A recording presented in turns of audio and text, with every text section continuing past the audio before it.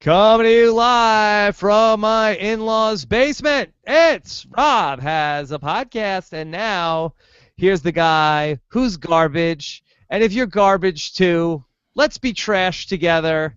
I'm Rob Cesternino. Hello, everybody, and welcome back to our Big Brother recap here on Wednesday, August 31st, the last Big Brother day of August as we approach the final 3 weeks of the Big Brother season starting tomorrow. And we are on the first night of a fun-filled week of me on the road traveling, but still podcasting about Big Brother. And we're going to have something that I like to call Round Robin Week here on the podcast, because for the next 3 episodes, we are doing a round robin where 2 of the LFC, the live feed correspondents, are going to be here with us. So first, of course, he joins us every Wednesday. Please give it up for the man who we're 85% sure about, Alex Kidwell. Hey, how's it going? Yeah, I'm here. I love that pickup line. Finally, a pickup line I can get behind. Yes. And, I like to consider myself a bit of a forecaster of the events at the Big Brother house. And, it's very snowy in the backyard today. Unfortunately, the weather inside's mostly stupid with a chance of dumb this week. I think it's a delightful. Yeah. All right, and then joining us, I'm not sure if he's on one of the 1 billion names on Santa's list. Brent, welcome on. Brent, how are you? Rob, as a young gay boy in 1985, I asked the same question that Paul asked tonight. What is girls? What is girls? What is girls? Yes, I love that. So that was very fun. I did like the online dating sequence Me for too. The sitting docs. Very fun. So anyway, we should have a very fun show for you guys tonight. We're going to talk about everything that went on in the show, Christmas veto, what the hell are James and Natalie thinking, where do we go from here. You may notice some fluorescent lights flickering in the basement here, so it should be a fun show all the way around. Hashtag RHAP to get your questions in, or on our YouTube channel at robhasawebsite.com/YouTube. All right, so I guess we should start this off with Nicole and the plot to take out Meech. Looks like everything is going as planned, Alex. Yeah, smooth sailing ahead, right? You've got Nicole winning veto, so she controls all the power, consolidates it in one spot. Corey's got the care package, we know that. And your target sleeping the bulk of the time, so yeah, she's really not making it too difficult either. Yeah, so far so good. Now, in terms of what Paul and Victor are trying to do, Brent, Paul comes to Nicole with a plan, and it's like, hey, why don't we go, let's put Natalie on the block. She'll be freaking out. Meech is freaking out. James is freaking out. It's not because I'm worried. It's not because I'm paranoid. Let's just do this. Did you like that plan? Hated it, actually. Oh. Paul really overestimated his persuasive abilities here, and he failed to take into account the single most important thing in Big Brother, in that in order for somebody to make a move, it has to benefit them. In what way would this benefit Nicole? It would benefit Paul greatly. He's completely out of danger, and he doesn't have to worry about anything for the rest of the week. On the other hand, Nicole has to put up with James and Natalie for 3 to 4 days, asking them why did they betray her. A lot of bad blood could come out then. Her game could get blown up then when they know everything's out in the open. So this is a terrible idea on Paul's part. I'm just glad for his sake that up until at least Monday night when the veto ceremony happened, that Nicole hasn't freaked out too much yet about Paul wanting to come off the block. And then the third part of this equation, obviously, is James and Natalie and what they're thinking. Alex, are Nicole and Corey really selling this well to James and Natalie, that James could be 85% sure that everything is still good? We saw them tonight talking about, like, well, I hope that Nicole didn't forget that we have a Final Four or anything like that. Yeah, well, a lot of the conversation among, the people who watch live feeds, the fans this week, has been, how good is Nicole at this game versus how easy are people making it? And I think it's a good conversation because, yeah, I mean, certainly if James was really asking the questions he should be asking, they would be having to do more work. Instead, James is really distancing himself and trying not to alienate or do anything wrong, and it's already, the fix is already in. The pot is boiling, and, he's getting dropped in pretty soon. So if he doesn't start squirming now, then he's not going to have a chance. Brent, who do you think's been worse this week, James or Natalie? Oh, wow. I was going to say Michelle. But if you're talking about James or Natalie, I would say James because he's the vet. Although Natalie has shown more of an ability to have good perceptions in this game, you'd think that she would know that something is up. I really don't think that she does. I don't think that James does. I think the thing is, I think Michelle does think that something's up. I mean, you can call it block paranoia, you can call it whatever, but I was watching Michelle, I think it was, the Days All Bleed Together, it was either today or yesterday, and Michelle said, well, I'm not going to go up to HOH because when I was HOH, Nicole didn't come to me for anything. And I'm like, that is a terrible reason not to go up to the head of household room. Like, you need to proactively go up there. Rob, she hasn't been up there all week long. It is Wednesday. I mean, Rob, it is Wednesday. It is boggling to me that she thinks that she's this safe after letting everybody know that Nicole was her target. It just boggles my mind. Yeah, I agree. Go ahead, Alex. I was just going to say, I think ultimately what we're seeing is just, the oil separating from the water, so to speak, in the house right now, where you've got the people who are clearly capable at this game demonstrating it in terms of how they're thinking. You've got Paul clearly forward thinking. He's making moves to set himself up for the future. Nicole, forward thinking. How can I play this week so me and Corey can remain in the middle? Michelle, James, and Natalie right now are stuck in either what has happened in previous weeks or where are we right now? And none of them, I've listened to them talk about all kinds of things for all number of hours this week, and I can't even tell you if one comment had to do with how do we set ourselves up, where is this going to put it? It is so stuck in now and where we were, and that is not good for your game. Let me put a pin on the Meech subject, and let's come back to that in a couple of minutes. But let's talk about James, because we talked about throughout the season, James is doing a really good job. James is in a really great position. Is this the best possible game that James has, Brent? And is a 7th place type finish, or it won't be 7th, but 6th place type finish, is that best case scenario for James in any given Big Brother season? I mean, I have to look at the evidence, and I have to say yes, because, I mean, he has a severe misunderstanding of what happened last week and why Victor is slinking away from them this week. He said the following: they wanted us to vote out Victor, they being Corey and Nicole, and we did, and it pushed him, being Victor, closer to Corey and Nicole. I'm like, no, James, that is not what happened. That is not what happened. What happened is that you exposed the fact that you were vacillating, and Natalie was vacillating about the fact that whether or not she wanted Corey or Victor out of the house, and let Nicole and Corey know that they can't trust you, and that's why you're in a bad position right now, not because you did what you did last week. Yeah, it's really amazing to see how things are just like, okay, we're just going to get to this point. Everything's going to be fine. Don't talk to the HOH. Don't worry about it. We got this. And they don't got this. No, they don't got this at all. And it boggles my mind. I'm sorry, I keep coming back to that word, but it's the truth, because it is Wednesday, and I guess we'll talk up until Monday, but I've already spoiled the fact that they still haven't talked to them. Maybe they will eventually in the next 24 hours, but they haven't talked to them. It is infuriating as somebody who loves Big Brother that they have not had one conversation to ask Nicole, Paul's still the target this week? Like, that's all they got to ask. They haven't even asked that. It's just, Alex can tell you about it. It's just, it's bad gameplay upon bad gameplay. And Tell also, me about it, Alex. Well, also I think one thing that James keeps coming back to is he just doesn't see, and Michelle touched on it a little bit in her DR in the episode. A big problem here is that they can't see how it makes sense strategically for anyone not to get rid of Paul. And that's a problem too. The minute you start telling yourself that your point of view is the only point of view that makes any sense is the moment you kind of like blind yourself to other possibilities, such as the realization that Michelle is so incredibly attached to you two right now that she's literally not even talking to anyone else anymore. How could she not be seen as a 3? I mean, I know James, everything he says is about me and Natalie. He only really cares about protecting him and Natalie.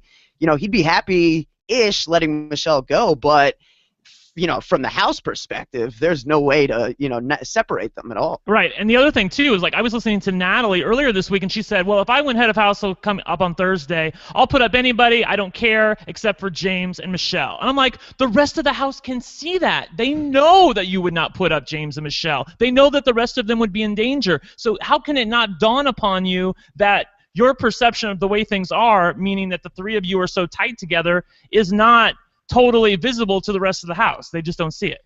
Now, why Why didn't James and Natalie get more suspicious that Nicole didn't take Meech off the block to put Victor up? I mean, Brent, isn't that a big red flag that maybe she's not working with us, that she is leaving our ally up on the block and isn't putting up the other guy? Well, the big misconception, I think, throughout the last 2 to 3 weeks of this game is that, Victor says to Paul, dude, you're my social game. I don't think that's really true. I think Victor has a very good social game, and he's pretty well liked in the house. The enemy number one this week has always been Paul. I don't think anybody really cared what the other person was. Michelle is just a holding piece to James and Natalie. They think she's up there as a pawn. And Nicole made a valid, somewhat tenuous argument to them saying, look, I want Paul to go this week. He's my target. I don't want to get any more blood on my hands by putting Victor up on the block. So I'll just leave him off, and that'll create some goodwill with me for my game. And they bought that. Okay, let's talk about Michelle, and we've really seen sort of that she rose from the ashes at the point where it looked like her back was against the wall, and it seems like she has just completely melted down.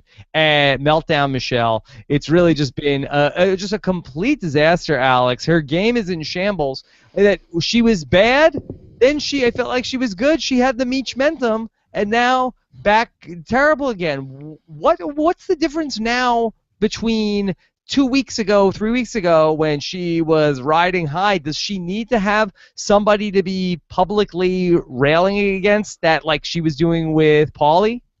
There's an element of that. I also think it's really great that you used the rose from the ashes metaphor, because I think what she's done is scorch the earth. In resurrecting her game at that moment, she burned a lot of bridges. She called Nicole a snake publicly and has repeatedly done so. She has leaving no chance to go back and repair that relationship. I mean, we saw Paul on, I believe it was just Sunday's episode, certainly within the last 2 episodes, we saw Paul go at Nicole publicly in front of the house and attack her and berate her, but then still have the wherewithal and the ability to swallow his pride and go apologize for that moment and rebuild that relationship.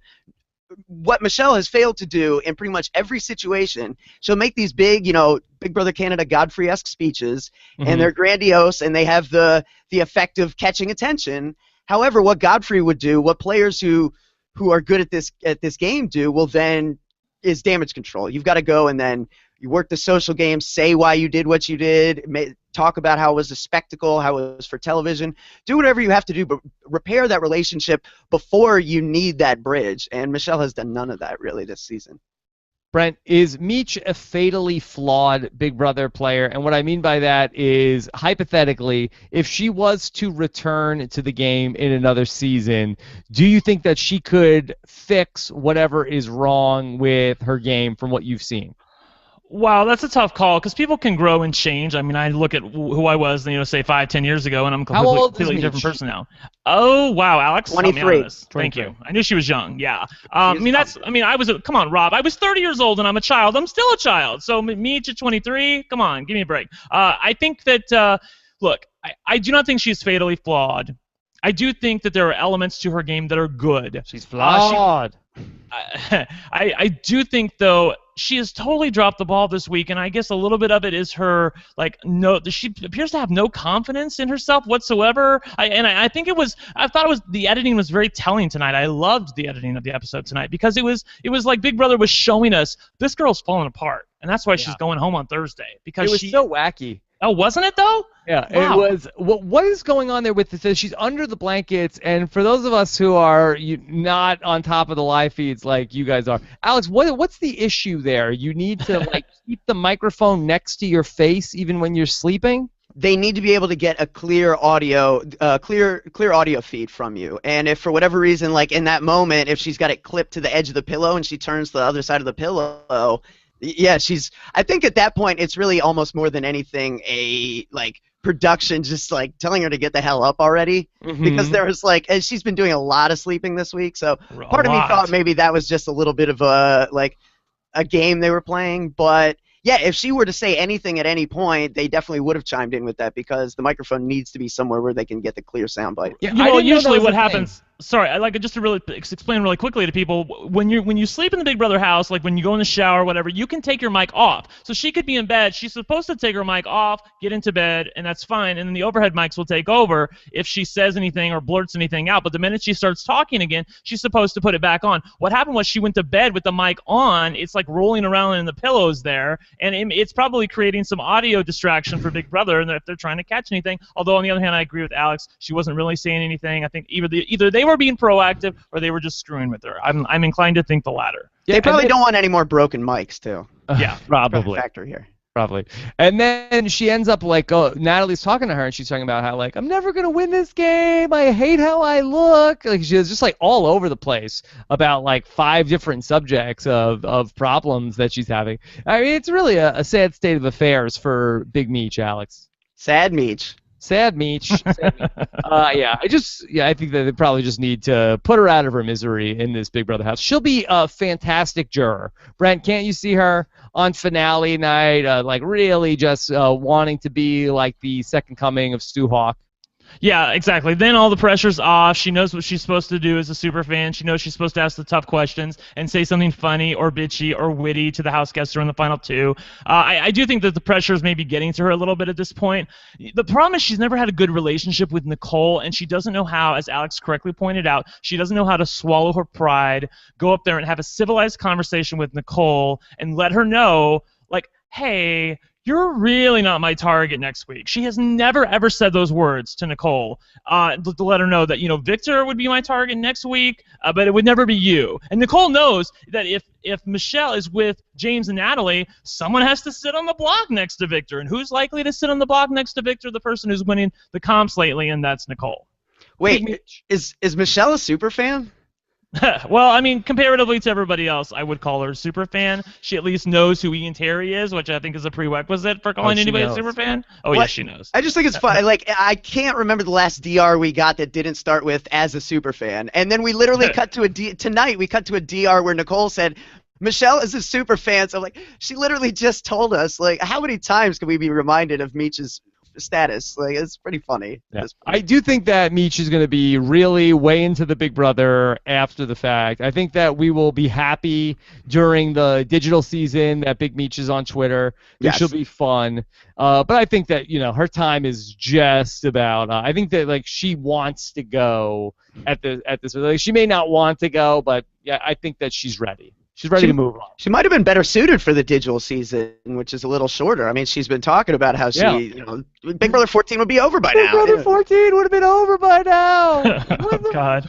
Why'd I have to be on such a long season? I could already be chilling with Frank at the finale, you guys. Right? Yes. Yeah, right. Yes. So, is it a fair point, Brent? Is the 99-day Big Brother season, is that a more watered down product than the 74-day season? I mean, I think we could argue that in theory, but I'm not going to feel sorry for Michelle that she gets the opportunity to play Big Brother and is stuck in a house for potentially 99 days. I mean, anybody would kill for this opportunity. Specifically, the man who you talked to on Sunday night, Glenn, he would never even have the opportunities that Michelle had. She's crying about the fact that the game's so long. You knew last year that the game was 98 days long. Big Brother always likes to better itself somehow or improve itself. So, of course, it was going to be 99 or 100 days this time. So she should have seen this coming a mile away that the game was going to be this long. But with that said, I think the fact that they give them Jenga and cards and stuff once they get down to like Final 5 answers your question. Okay, that's true. Alex, just total non sequitur. Does Vanessa win a 74-day season of Big Brother? Big Brother 17 is like 20 days shorter. Does she win that game? I don't know. I mean, she really underestimated Steve. So yes. Will she like suddenly not underestimate Steve? I don't know. Yeah, that was always her problem. She could never get herself into a position, unlike Derek, unlike Andy, where it didn't matter what happened in the final HOH competition part 3. For Vanessa, it severely mattered. It was literally a one question difference between $500,000 and being a legend and being a third place finisher, and that's what happened to her. Yeah, I don't think like the duration of the season like affected her emotions to the degree that she made like illogical decisions down the stretch or anything. Okay, all right. So I didn't want to spend too much time on that. I just thought it might be interesting that like maybe somebody who's playing like the more aggressive game might have the better chance in the shorter season.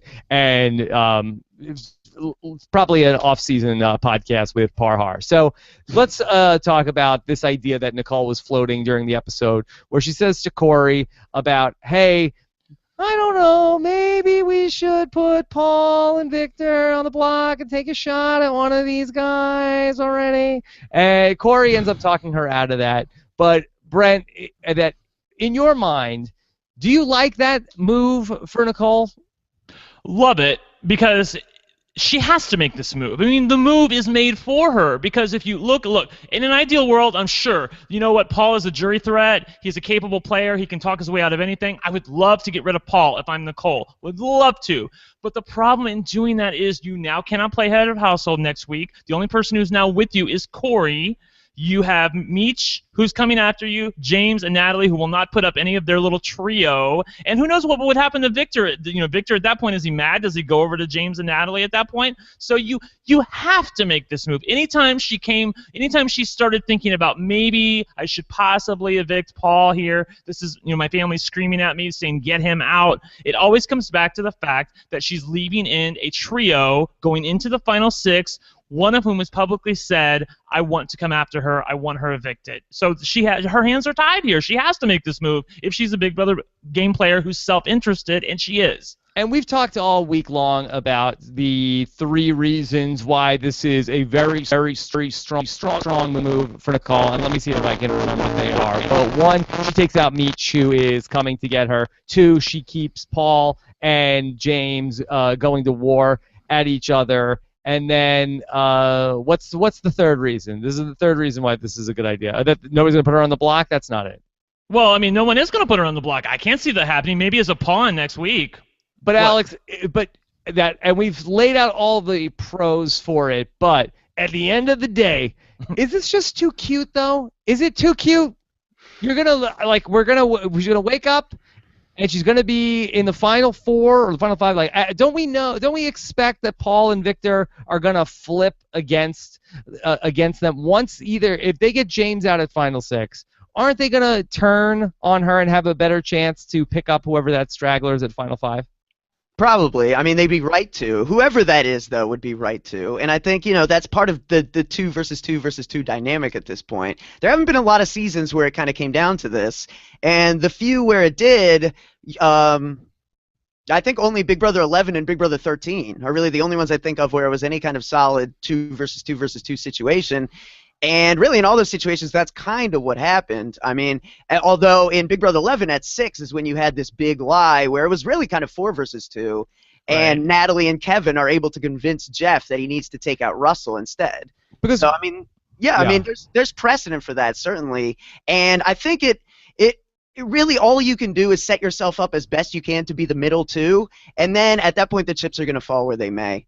So, Brent, when we talk about people that play these games, don't we say, you know, go big or go home? Isn't the more aggressive move to get out either Paul or Victor? That her and Corey talked this through, and they said, like, oh, what do we have a better chance? Should we go to the final 4 with people we think that are easier to beat, or should we take the safer shot to get to the final 4? And I think they said, like, we'd rather take the safer shot to try to get to the final 4. But at final 5, that if we're going to say, even if they get James out next week, are they better off in the world where if they got Paul out, or if they, let's say they took the shot on Paul this week, I don't know who would go out next week. It could be Nicole or Corey, but if they got Victor out next week, hypothetically, are they better off in a world where they are with either the 3 of them? I'm trying to do this all without scrap paper. Are they better off in a world where they're with Paul, Victor, and Natalie, or are they better off in a world where they're with James, Natalie, and Meech? Wow. Okay, here's the thing. I feel like I sort of wish that Taryn was on this podcast. Maybe Alex can channel him for a second, because I feel like Taryn would say you want to put yourself in the best position to win the game, where I think that you should put yourself in the best position to get to the end of the game and have a chance to argue your case, okay? So, look, this is what you have to consider. If going into next week, if they took out Paul here, only Corey can compete for Nicole, and she would be in a dire position going into Final 6. So I feel like she has to make this move. hopefully for Nicole and Corey, what happens next week is James or Natalie wins head of household. It really doesn't matter at this point because no one's coming after Corey and Nicole. I feel like whatever pair wins Final 6 head of household is going to be severely disadvantaged going into the Final 5 because they won't be able to play for HOH. Their partner will be the only person who's playing for them, presumably against the other 3, and they're going to be in a bad position. Okay. So given that Corey and Nicole are unlikely to be that head of household at Final 6, I think they're in a great position. So I like this. And full disclosure, if I was Nicole, I would probably go with the plan that she's going with. I think that's probably the better move. So really it sounds like that the best case scenario for Nicole is that James or Natalie wins HOH in this upcoming HOH, and that they take the shot at James and Victor, because then if you get one of those guys out of the mix, then there's a chance like, hey, we didn't do it to you, Victor. We didn't do it to you, Paul. You should work with us. We're still working with you. Let's get James and Natalie out of the house, and then whoever's left, Natalie, Natalie come with us, or I think that's a better situation going into that Final 5, where James and Natalie just took the shot at breaking up one of the pair, and you could pick up that other person. If you're Corey and Nicole, I'm sorry, Alex, just to make this clear, if you're Corey and Nicole, the worst thing you can do for the Final 6 is have Corey win head of household. See, I mean, they may not see it. It may be too tempting for him to want to win if it's within his grasp. But if he wins head of household, he's in a severely disadvantaged position going into the Final 5. Whereas on the other hand, if anybody else wins head of household at Final 6, whoever is the leftover person from either James and Natalie or Victor and Paul, whoever that leftover person is that is the partner of the evicted person at Final 6, they will go with Corey and Nicole, and Corey, Nicole, and that person will be competing against one person in the Final 5. So you see how this is a good position for Corey and Nicole to be in. I really like it. Okay, this is good. This is very smart. I like what we've. I feel like we're really onto something here. We're a lot of times we're just like grasping at straws. But I feel like. It comes down to the point you have to recognize that you're in a bad position if you go into a competition where there's only one person from your side competing essentially against the rest of the house. It's the old Big Brother rule that is, Taryn talks about it all the time. It's so vital to this game that if you're the outgoing head of household, you cannot compete in the next head of household competition. If Nicole could compete next week, maybe she makes this move, I don't know, but I know she knows that only Corey can compete for her if she evicts Paul, and she's likely to end up on the block, and she doesn't want to be on the block. And the thing I was just going to add was that, in a potential situation where you're staring down at Final 5 James, Natalie, and Michelle, there's really no potential for variance. Those 3 are locked together. If you've got if you've picked off from each side a little bit, if you've got, say, Natalie, Paul, and Victor there's no sure thing that Natalie's going to want to work with Paul at that point. There is possibilities for variance that doesn't exist with the other outcome. And then the final part of this, Brent, do you feel that Nicole will be able to sell the vote out of Meech to James and Natalie in a way to make them feel like Nicole and Corey are still on board with them? That's so funny because that's exactly where my mind was going when you started asking this question. Yes, because Michelle has given her the blank check to be able to cash. Michelle has let it be known you can't bounce checks in this house. Exactly. And Nicole's not going to bounce this check. She's going to cash it. She's like, okay, I know that Michelle has said that she wants me out of the house. She can easily go to James and say, look, I don't feel really great about keeping Michelle in the house. Paul isn't specifically coming after me for my game. It's Final 6. She has to say, for my game, I need to make this move. Everybody thinks that it's a double eviction, just so you know. Everybody thinks that it's a double eviction on Thursday. So Nicole keeps talking about the idea about telling James ahead of time, but so far I don't think it's going to happen yet. We'll see what happens on the live feeds, but up until Monday night, she hasn't said anything to James or Natalie about her true intentions this week. Yeah, this is still the big shoe that has to drop that will determine which duo ultimately is in the middle. It seems like it's going to be Nicole and Corey, but ultimately until they tell James and Natalie the truth of the situation, we can't know for sure how they will react. And Brent, are you in the camp sooner the better that she tells James and Natalie that will be the best way for them, or should she blindside them? What do you think that she should do?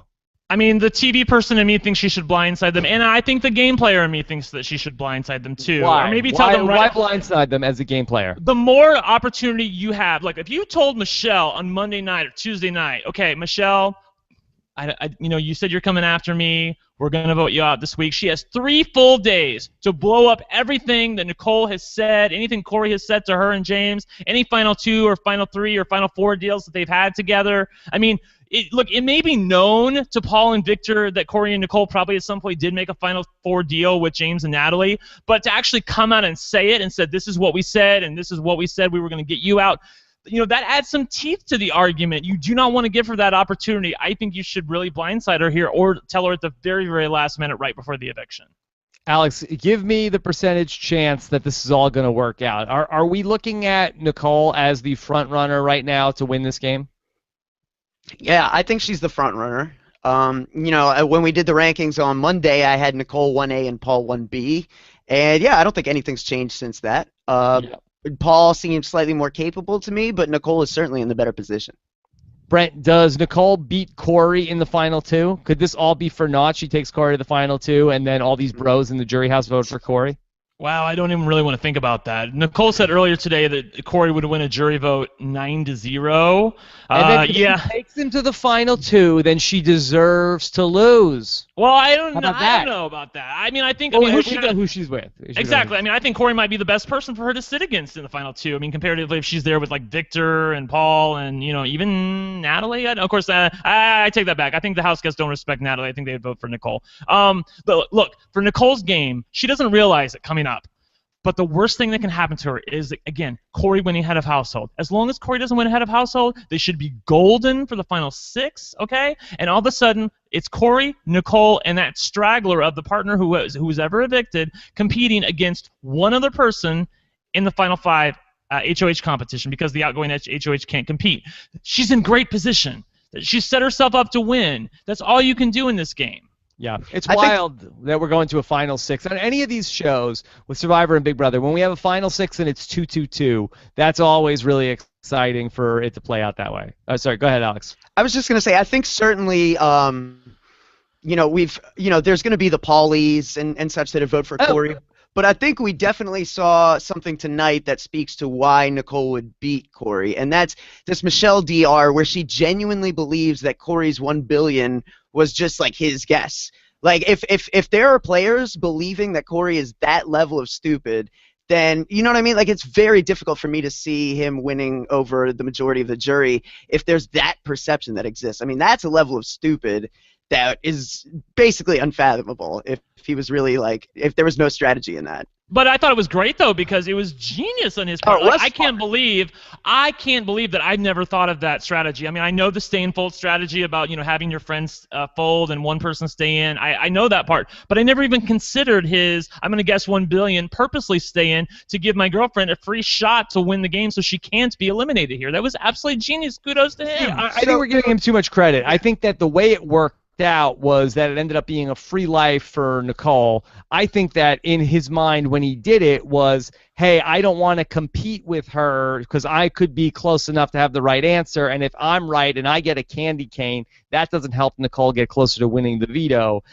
It worked out where she would have been the one to be eliminated had he not made such a crazy answer. It was a doubly smart thing to do, but I think he did not know both of the reasons why it was smart. It's a possibility, but he didn't necessarily know she would be the high number, so there's no way to. Yeah. Yeah, I mean, it could have worked out that Meech, Meech did get the point on that one. Yeah, Meech got the point on that one, exactly. I don't know, in the brief time when the feeds were off before the veto competition, maybe he told Nicole at some point. Of course, then when she came back, she said, I didn't know what to do at that point. So, but he was so adamant about $1 billion, though. I have to think that was his plan. See, I think it was a little too over the top. It reminded me a bit of the Alec Beal when he throws the HOH and goes to shake Andrew Gordon's hand, or not Andrew Gordon, Andrew Moynihan. Sorry. Right. But you know what I mean? It's one thing to do something crafty like that. It's another to throw it in everyone's face by saying 1 billion carats. Yeah, it's too cute. It's too cute. It's a little cute. Bushmaster type situation. Okay. Can we talk about the editing job on Corey tonight? Let's talk about that. Brent, you talked about the edit tonight. So funny, Corey during the HOH competition. It's just that it bums me out that he is getting this edit of he's such an America's favorite and he's winning the care packages for stuff like this. He is not doing that. This is amazing editing of somebody saying really dumb things, Brent. Oh my gosh, Rob, it's so much fun. I loved what they did, and they rarely do this to a guy. Like they usually do it to like the ditzy girl, like Right. the Victorias of the world. So I was loving it that they did it to the big blonde jock, with the big butt and the big muscles that Nicole loves to look at, and he's just like looking at the reindeer, like, wow, that would be fun to ride. Like it was like watching Wow. Big Brother on acid, watching that whole veto competition. Every time they showed Corey, I thought it was pretty apt, actually. I think that's how I perceive Corey in the game right now. I'm glad the editors see it my way. Yeah, Alex, shades of David Girton trying to spell a word to save his life for the power of veto, looking up, seeing the word competition above him, trying to get there, failing, and coming up with absolutely nothing. That's what this reminded me of. I wanted to spell competition because I saw the word and I'm trying to win the competition, bro. Yeah. He's going through all the things. He's like, well, I see there's nutcrackers over there. Like, oh my gosh, there's so many things at Christmas. Oh my gosh. What about how he told us he did 8 times 3 for the nutcrackers, and then his number was 120. I'm like, Yeah. Corey, I'm following your logic, and I'm still not with you, bro. Yeah. Let's talk about in that competition Paul's strategy. Brent, this is a little bit of like a Price is Right type game in some ways in terms of, getting this bid that's going to be closer without going. You can go over here, but you know what I'm saying. So for Paul, where did he go wrong in this game?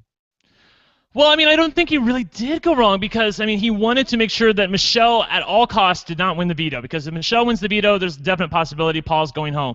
Nicole, everybody just wanted to make sure that Michelle didn't win the veto, and he accomplished that task. I think he was in there, like he said, he stayed in as an insurance policy. If anything went totally wonky with anybody else, then if it came down to just him and Michelle, then all the strategy's out the window at that point. He has to go for it at that point. He has to stay, and he knows that. So I thought his strategy wasn't terrible. The funny part is that I didn't really hear much on the feeds about them. Alex, maybe you can correct me, about them talking about stay and fold. Usually when people are talking about stay and fold, Big Brother has caught on in recent years not to have this competition. So I haven't really heard them talking about it much. So that's why I think Big Brother brought it out. Yeah, well, I think that's also part of why it got pushed further back in the season. It's been held earlier in seasons before, and it was Amanda Zuckerman who first figured out how to game this because they had a big group alliance that was everyone versus Alyssa on this thing. But yeah, no, I think in this instance, it. What did you think about his strategy, Paul's? I think ultimately it's good, right? Because it presents him. Here's the thing, Michelle. The reason Nicole is so scared of Michelle is she's this wild, loose cannon that will say anything and blow up my game at any point, and it's scary, and I can't predict it. And Paul, what he's doing is presenting himself as a clear option of predictability. Here's what I'm going to do. I'm fine staying on the block. No worries if you don't want to, and then he's just going to go out. Look, I'll be an insurance policy. Then he goes out and he's an insurance policy. What you see is what you get. That's what he's selling, and that's what Meech is not selling.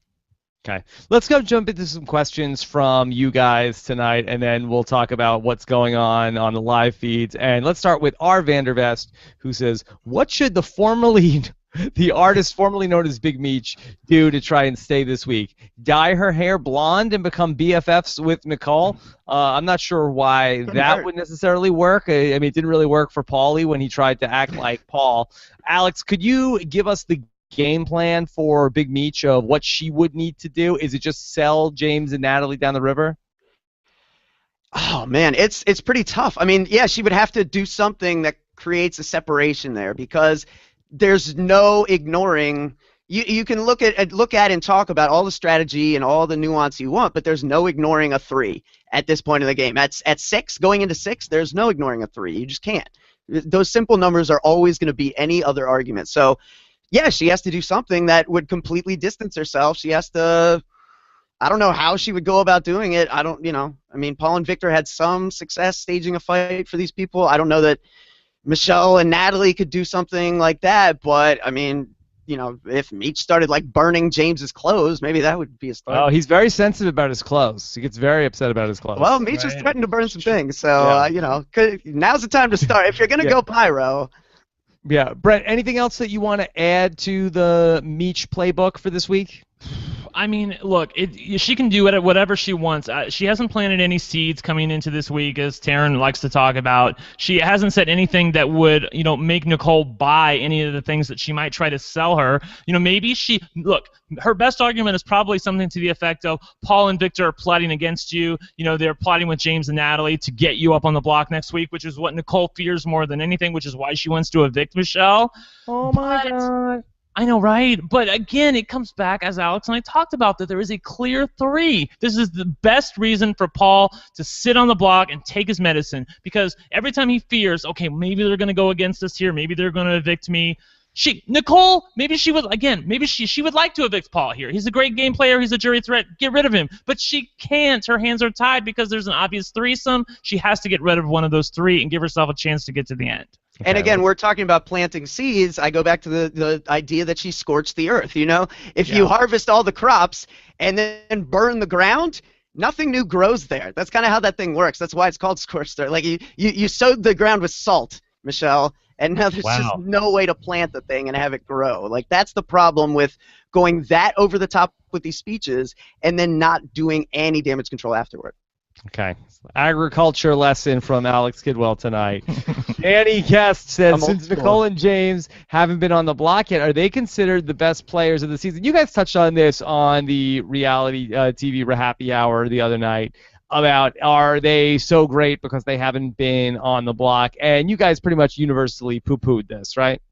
Right. I don't know anybody who's a Big Brother fan who says just because you haven't been on the block means you're a great Big Brother player. James, look, it's all about perception and knowing where your position is in the game and knowing about where other people perceive your position to be in the game. And Nicole certainly has that. She has a good understanding of where her position is currently in the game and where it could be at Final 6 and Final 5. James, on the other hand, it is totally lost on him why it would be a good idea for Nicole and Corey, even though they're maybe in a Final 4 with James and Natalie, maybe they would, if they had their druthers, would like to go to the Final 4 with James and Natalie, but they can't go to the Final 4 with James, Natalie, and Michelle. It just doesn't work that way, James, and he can't see that right now. Yeah. And can we wait till the end of the season before we crown them as one of the greatest players ever? They haven't been on the block yet with 3 weeks left in the season. We can never wait to the end of the season to crown anyone. Yeah, there'll be time enough for counting when stuff happens. Okay. Can you guys explain how to win the stay fold competition? Alex, take it. Okay. How to game it? So basically the plan is to have an order of who's going to win, right? Like, this person is going to win unless they get out. We're all going to fold to them. If somehow they lose to the person who's, who we're all trying to get out, then we go to number 2. We're all going to throw to him and fold and fold and fold.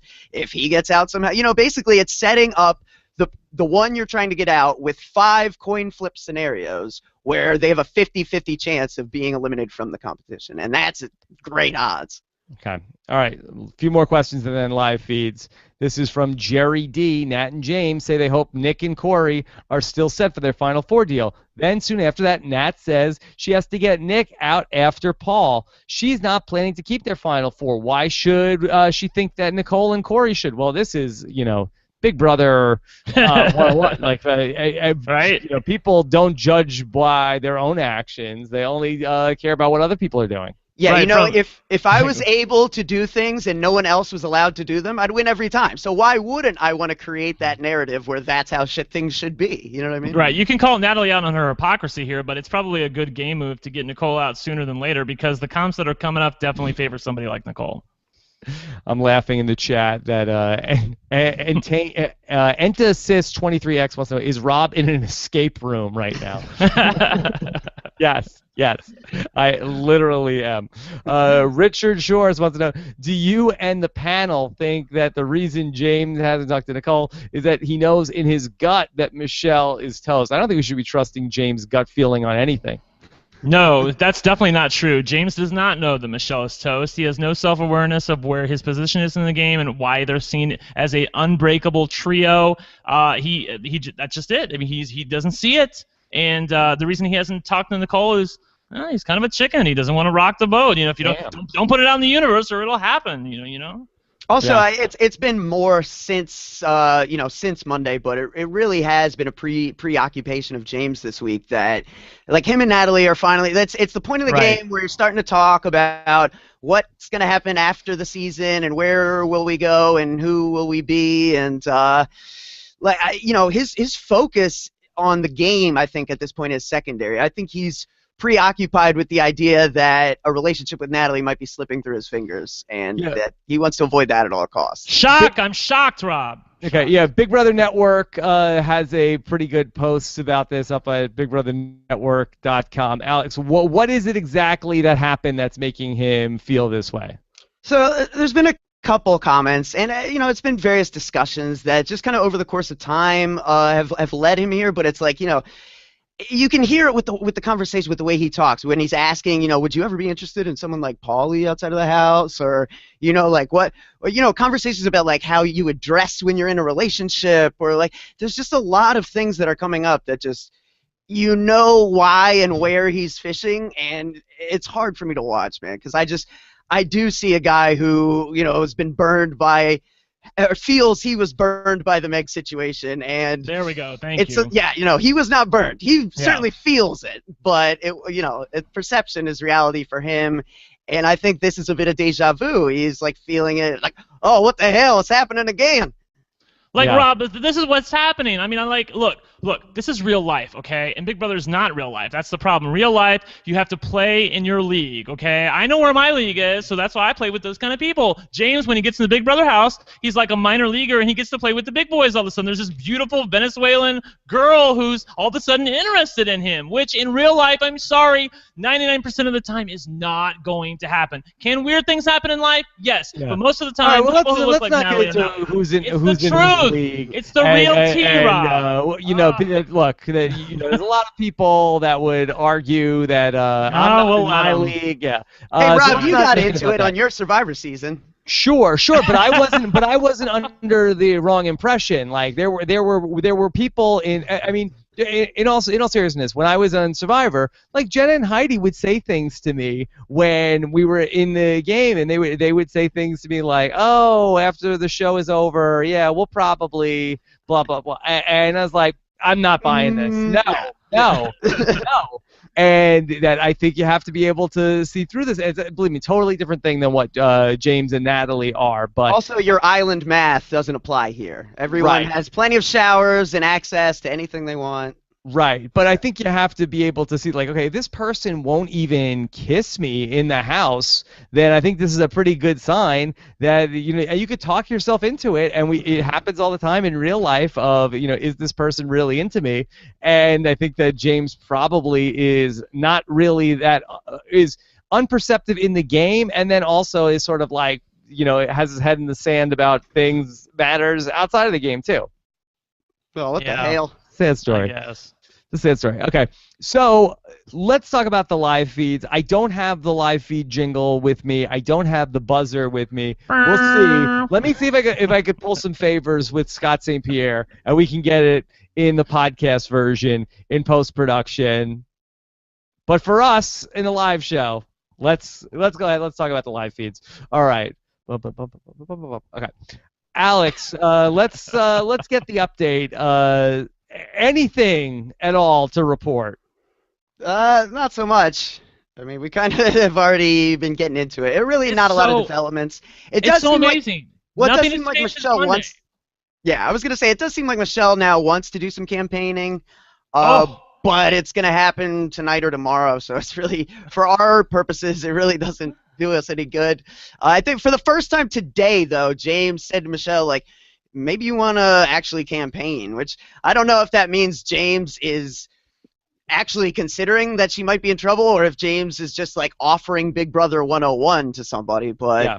it's Okay, then possible fine. he's considering Then it. fine. Then if there's nothing to talk about, then let's throw this topic out the window. Nothing to talk about. Thursday night, we'll watch Michelle get evicted, and then I will be on with Brent and Taryn to talk about it as round robin week continues. Let's talk about something that's a little more interesting. And I don't really like to get into a ton of the gossip on the show, but this is too hilarious to not discuss at some length whether or not this could be happening.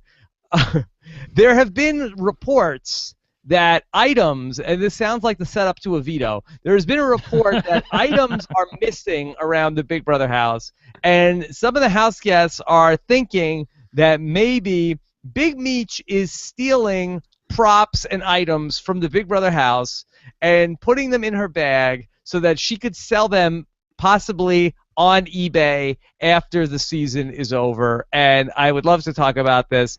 All right, Brent, first, that we were going to talk about this right before the show started. I said, no. This is, we say that we'll talk about this on the show. Brent, Big Meech, do you think that is this something that's happening?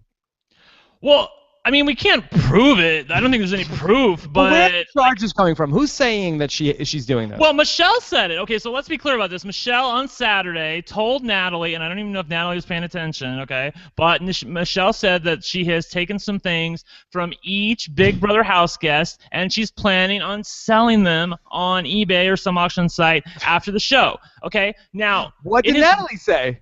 Natalie was like off in a dream world. Like she was like, okay, Like I don't even think it dawned on her that what Michelle was saying was, I've been stealing from y'all and I'm planning on making some money off of it. Okay, so that happened. All right, and it was amazing when it happened because all throughout this season, things have been randomly missing from the house. And like, you know, as a live feed watcher, I listened to it and I'm like, I can't be bothered with these people. It's so stupid. You know, like obviously they lost something. You got, 16, 15 people living together at one time. Of course, things are going to get misplaced.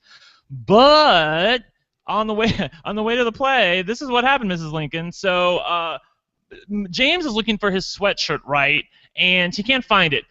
All of a sudden, he finds it wadded up in Michelle's bag. Okay? All right, and this is his sweatshirt that he was like looking all over the place for. So he gets it out. Michelle, who has adamantly told everybody, do not touch my bags. They're off limits to you all, okay? Like, she gets freaked out anytime anybody goes near her bags. How often does that happen? But I don't know. Well, not often because she makes such a big deal about it. But this time, James found his wadded up sweatshirt in her bag, and she had a fit about it, which I think is hilarious. Because if I'm James, I'm the one who's going to have a fit about it. Michelle had a fit about it. Why are you going through my things? Why are you touching my bag? I told you not to touch my bag. So combine that with what she said on Saturday, and how many things have been missing in the house, of which there are plenty, and we can get into them. I definitely, and also take into consideration the fact that Michelle, she is a quote-unquote super fan. She's a BB Reddit girl. She likes to, she knows this sort of thing happens after the season. She's perceptive enough to be able to, okay, I want to grab all these things to make sure I make some money after the show since I'm not very likely to win. I think she's doing it. Alex, what do you think? Okay, well, there's been not much going on the feeds this week, so I've done some serious digging into this ridiculous issue. I've listened to the audio clip about 10 times, and I love this so much. What she actually says, and it's being misreported everywhere, what she actually says correct the record, is that my hairbrush is being used by everyone. I have everyone's DNA on this hairbrush. I could sell it on eBay. That's what she actually said. At no point does she say, I took people's things and I'm going to sell it on eBay. She says, I have everyone's DNA. So is that what she said, DNA? That's what she says. Yeah, no. And it's completely misreported on pretty much every feed. She has everyone's DNA. Are there any other house guests that are collecting DNA, Brent? Maybe Nicole and Zakiya in the jury house. I don't know, Rob. What do you want from me? I mean, look. Okay, you can set that aside if you want, but she's been really weird about the bag thing. Things have been missing it all season long, and randomly James's sweatshirt is in the bag. I'm sorry, Rob. I think she's stealing shit from people. I'm saying that Big Meech is getting ready to go eBaying after the season. Alex, you were saying Michelle not guilty. Well, there is no evidence. There is zero evidence to prove anything, and I've looked for it extensively. Okay. That being said, it started as this joke over the DNA brush, but there's she has made several jokes over the course of the season when she gets irritated about selling somebody's thing on eBay, which means it's here. It's here. It's at the forefront of the mind. Mm-hmm. She had, when Paul said something about touching her clothes, she said something about setting Paul's clothes on fire. She said something about being arrested Yeah. arrested for shoplifting at JCPenney when she was a teenager. So like, you're 23. Was it 4 years ago or like I don't know. You know what I mean? Right. And Rob, just so you know, that fight that happened between Paul when he said the C word and they showed it on Sunday night's show, that happened because one of the reasons why was because Paul went over to Michelle's bag and touched her clothes and then her out. Ooh, yeah, don't do that. Yeah. All right. So, but Alex, she's wearing Tiffany's shirt. She's Yes. wearing Bridget's yellow bandana. Paul can't find his $300 sunglasses. All of Nicole's bathing suit bottoms are gone, which seems like the kind of move you would do if you hate Nicole. Like just what observation. the freaking hell? And then like with James's hoodie, yeah, it was at the absolute bottom of her bag. At the absolute bottom of her bag. And James was like, "Oh yeah, pretty good prank." And she was like, "Yeah," but it's like, dude, Bazinga. you reveal the prank if it's a prank. If you don't reveal it, now Right. it's stealing. Like that's how that works. Right. Alex, is this like when Ruben Rivera stole Derek Jeter's glove to sell? It's starting to look like it. Like I said, Wow. I've done extensive research. There's zero proof. I can back up none of this. It is all conjecture and hearsay, but it's really funny, so I'm enjoying it. First of all, this is There's such a lot of terrible smoke plan. here, Rob. This is the dumbest plan ever, whether she's doing it or not. That when people go on, like after the season is over, and then it's like eBay seller, Michelle Meyer. Yeah, right. yeah, has James Hewling authentic sweatshirt. And it's like, well, where did this stuff come from? Like, isn't it going to be like really obvious, like who the culprit is? I think she's thinking she's going to leave all these people behind after the show, and she doesn't really care about them. So, and she hasn't. And to Alex's point about her Michelle earlier in the season, she hasn't really made that many bonds with people, so she doesn't care about Frank. She doesn't care about Tiffany. Here's what we need to know. Alex, Big Meech's sister is running her Twitter account, correct? And then didn't they get into a fight over clothes on Twitter recently also? So, yeah, there are two Big Meech accounts that have been going on all season. One run by your younger sister, Alex. One run by your younger sister, Renee. Which has more followers? It's close. Okay. Off the top of my head, I'm not sure. But, yeah, no, I mean, Michelle had made a couple comments about, like, my sisters better not be wearing my clothes. And, yeah, they're like, we don't want to touch your nasty clothes. Like, there was some funny, like... I thought they really hit her. I thought they really came after her hard. Yeah. Meech's sister, they're not punchers. They're counter punchers. They're gonna come. They came after Big Meech hard, and they were like tweeting out pro Nicole stuff also. So I think we need to ask them what's going on here. If they could set the record straight, because I think they would give us the honest answer. We don't know the answer if this is happening or not. So Renee has 12K followers, and Alex has 7. Okay, all right. So Renee is winning the battle. I think she's older. So whoever's more on the level, I would love to know if they could either let me know on Twitter or let some of our listeners know on Twitter what's going on there, and let us know. And if they say no, absolutely not, Meech is not doing this, then that's good enough for me. I'll drop it. If they say, yeah, we think she is doing this, because they seem like to me like if they're willing to go to call Meech out for stuff in the house and they're related to her, I feel like that they'd give us the honest answer. If nothing else, it's really, really funny, Rob. Yeah, it's not like asking Cody, hey, do you think Paulie was really crying in the Big Brother house? Yeah, Get exactly. the real answer. Okay. All right, we'll get the real answer. All right. So anything else about this? What are we calling this? Meech Clothes Gate. Meech Gate. I'd have to think of a better name. We need to workshop that, Rob. Okay, yeah, we'll work on that. I wrote down Klepto-Meech, but Klepto-Meech. Chat room. This is your area of expertise. The ball's in your court, chat room. All right, let's do a couple more questions here tonight. Then Gregory McBean says, "What's a harder task, getting the hairbrush out of Nicole's hair today, or keeping Meech safe this week?" Today, this was the worst day. I was on a conference call today. And I'm down here in this basement, and I'm on a conference call with two other people, and my wife comes downstairs and she's just like screaming, and she's just like looking at me, and she's got a hairbrush up to her head, like. I'm like, what? And she's like, it's stuck in my hair. Like, I don't know. What do you want? I'm on a call with people. Like, they can hear you. What do you want? What do you want from me? What do you want? Do I get off the call here? I don't. It's like, well, what do I do? What can I do to solve this problem?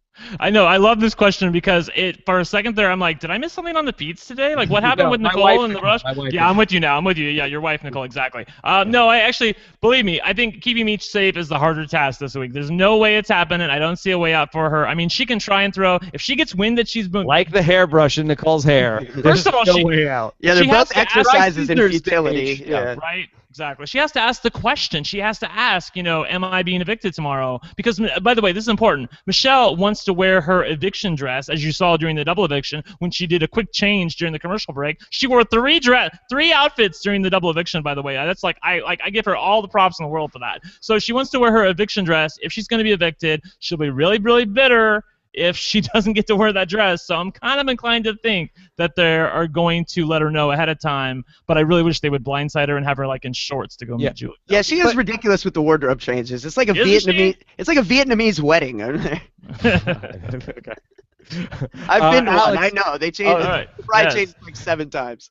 Alex, is it a good idea strategically to blindside Big Meech to prevent her, if she knows she's going home, from going on a crime spree like we've never seen before in the Big Brother house? Yeah, Bonnie and Clyde, burn it down. Just, Is she the saboteur and we don't know it? That's what Right? she It could said. be. Like, oh, I I'm know. a saboteur. well, Just to update as long as everybody. she doesn't go full Brandon Hance. That's less sanitary indoors. I think Right. so. All just to update everybody, what's been happening on the feeds is that it seems like Paul has talked Nicole into blindsiding James and Natalie at this point. So like they have up until right now, they have not told Nicole has not told James and Natalie that Michelle is going home. Like and Nicole has said to herself, if they don't ask me, I ain't telling them. So, and I don't know if James and Natalie are going to ask her at any point. So, Nicole just wants to keep it as vague as possible. If James just goes up to her and asks her, like, Paul's still the target, I'm sure she'll probably say yes. How And then, insane? Oh, sorry. Go ahead. It's okay. And she'll just act all innocent when the votes come in and she has to evict Michelle. I was just going to say, how insane is it, this idea that you could be living in a house for an entire week with 6 other people, and the only thing you have to think and talk about is this game for $500,000, and you haven't asked what they're doing with all the power this week? Like, that's the only question that matters. It's so insane. I know. I think that this is an interesting battle between Paul and Nicole, because I think that Nicole should tell them, because this is the season where if you want to rattle somebody, don't tell them, like, let them be blindsided on the eviction show. But for Nicole and Corey, as we established earlier in the episode, if it's in their best interest that either James or Natalie gets the HOH this week, you kind of want them going into this to be, maybe their adrenaline is up, because they end up like, we still haven't established the scientific proof whether I'm going to rattle her is actually a good strategy or not. But I think you kind of want James and Natalie feeling like everything is pretty much on the level. They could be loosey-goosey in the HOH competition, Brent. Yeah, I can kind of see it both ways, though, because, I mean, Paul's argument is totally porous. Let me be totally clear about that. He's saying, well, like, they could be really rattled in the HOH competition. Bitch, please. That has never worked and will never work. On the other hand, they think it's a double eviction coming up. So I know you think, well, maybe it's a good idea to talk about it ahead of time. On the other hand, if James and Natalie win head of household after Michelle is evicted in a supposed double eviction, as they think it's going to be, I mean, I think left to their own devices, they're always going to put up Victor and Paul anyway. I mean, they're never going to put up. Natalie is never going to let James put up Nicole when Victor and Paul are sitting right there for the taking, no matter how mad they are at her. Okay. I think you are just as likely to motivate someone as you are to rattle them in that moment. I But agree. that's my perspective. Could go either way. All right, let's do one more question. Ed Mo wants to say, did Corey's stock jump with this episode? All right, Alex, that you guys do the stock watch on the Happy Hour with Jordan. Corey's stock, where is it right now? Well, I mean, he was barely seen before, so now he was shown last episode being given a bribe and talking about things he might do with it, and this episode having some semblance of a strategy in a game. Where's the bribe going? We didn't talk about the bribe. It's still not set in stone. I mean, it's kind of Nicole is really saying that, like, I'd rather try to keep it for the HOH competition, and if you don't end up using it at all, that's better than wasting it. And there's also been some talk about, like, speculatively giving it to Nicole to ensure she does something she's already going to do. Give it to Victor. He's already going to do that. But no, I think the idea that, I don't know if it makes the most sense or not, but the idea that seems prevalent now, the one I heard the most recently, was hang on to it until after Meech goes and see if there's something that comes up But before the next can I care ask really package. quickly? I mean, I haven't actually seen the rules, so like, I thought the rule said it had to be used like before the upcoming eviction, correct? I did an HOH competition. I thought it HOH was competition, yeah okay. until there's a new HOH. Okay. So maybe it's like incentive for someone to step down or. All right. Well, he's probably gonna wait. But see, that would be terrible. Again, this bribe could really hurt him, because if he wins head of house, or if he goes into head of household with this bribe thing, he could potentially win head of household when otherwise he would not have, and that would be terrible for Nicole and Corey's game at this point at the final 6. And really, I mean, there's not a ton of things that people would agree to do at this point at 5K that are really going to benefit from. Let's be honest. Yeah. Okay. Very fun show tonight. I thought we had some real good strategy talk. We had some fun stuff with the Big Meech talk. Let's go with the hashtag Rahap sheet discussing the crimes going on in the Big Brother house. I mean, this would be like a hilarious like veto competition where it's like all night long. It's like a breaking news, everybody in the house, Big Meech has stolen an item from Paul. She has stolen the friendship bracelet, and now it's in her bag. And it's like, all right, did Big Meech take the friendship bracelet before or after? It would be a great contest. Stay tuned for ongoing developments as these reports continue. Yeah. I love it that her name is like a mobster. It's like, the Big Meech has stolen this. Yes. Yeah, all we're missing is like a car ridden with bullet holes, and she's got like the true like 1920s like saga. Yeah, that's fun stuff. Okay, all right, great stuff tonight. Alex Kidwell, follow him on Twitter. He's at Alex Kidwell. Brent Walgamont at One Lucky Guy. He will be back with us tomorrow night. Now, for those of you guys who don't watch the Big Brother Happy Hour, the reality TV Happy Hour with Jordan Parhar, there's quite a rivalry that's developed between Taryn and Brent. Are you guys going to be able to put your differences aside and be able to concentrate on the task at hand tomorrow night? Well, I think we'll be fine. I mean, thank God you have me on the podcast, because I have actual opinions, where Taryn like just sits on the fence. Like literally, my name, I have taken to call him Fancy Fencerton at this point, because he can't it's always like on one hand this and on the other hand this. But maybe that's what makes him a good Big Brother player. You guys tell me. All right. Well, we'll see. We'll be right. Fancy Fencerton. I don't know if that's gonna stick, but we'll see. We'll see. All right. Very fun show. Thanks so much to Scott St. Pierre behind the scenes. We got a lot of fun stuff coming up, of course, tomorrow night. We'll be back with more Big Brother. Also, this week, we may have a bonus podcast. I have been texting with the immortal Rodney Lavoie Jr., who has a big day coming up this week. It's his birthday. It's his damn birthday, bro, coming up this week. But he is close friends with James and wants to come on the podcast and talk about his opinions of his boy James and what he's been doing. And I don't know if it's all positive. So we'll speak with him in the next couple days also on some special coverage. That maybe we may tie that into all one show when we do the live feed update overnight on Friday. So be on the lookout for that as well. Not an episode recap, but just like some extra coverage along the way. And then, of course, on Sunday night, I'll be live once again with my show with Taryn and Alex joining me on Sunday night to finish out Round Robin Week. Also, be on the lookout for our Gen X preview of the new Survivor season coming up that Nicole and I recorded before we left. That's going to be getting posted Thursday night or Friday morning, whatever, depends if you're up late or not. And also, you could catch my interview with a generational expert, Jamie, a good friend, to talk about millennials and Gen X's just in a big picture sense and how they might be interacting on the new Survivor season.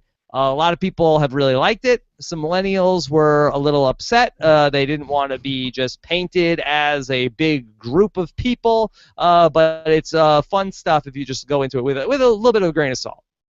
Just a little bit. Cool. Nice. I haven't had a chance to listen to it yet, but I can't wait to listen to it. I'm excited for it. Feels like my damn birthday. Yep, there's a lot of stuff going on as well. Josh and Antonio are going to have a new Mr. Robot recap and much more on post-show recaps, including my recap of this week's Fear the Walking Dead with Alex Kidwell and Josh Wigler, which was a very fun podcast as well, over on post-show recaps. Have a good one, everybody. Talk to you again soon.